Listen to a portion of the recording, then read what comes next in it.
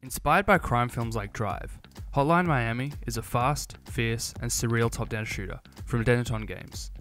The game consists of shooting, stabbing, and beating your way across 1980s Miami, and plays as both a fluid action title and a meditation on the current state of video games.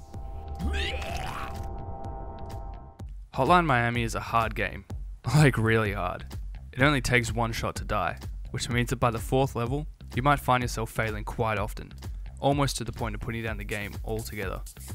Enemy reactions are lightning fast, but this is balanced with your movement, turn, and attack speeds, which are also extremely precise.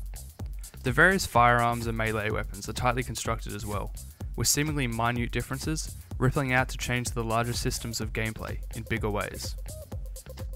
Along the way you'll collect animal masks, which allow you to tweak your own gameplay experience, giving you the ability to walk faster or see further, among other things.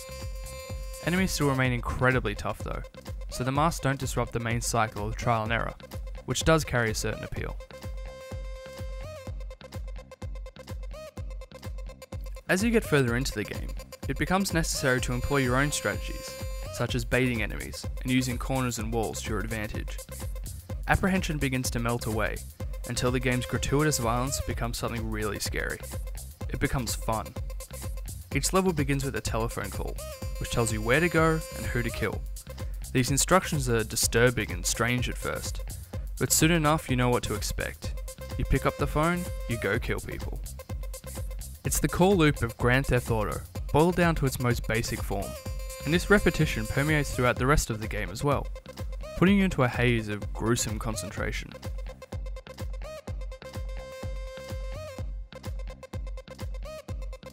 Elements like the drifting menu text, repetitious enemy movements, and warm, lazy colour palette also contribute to this feeling that you're being hypnotised into committing these acts of violence.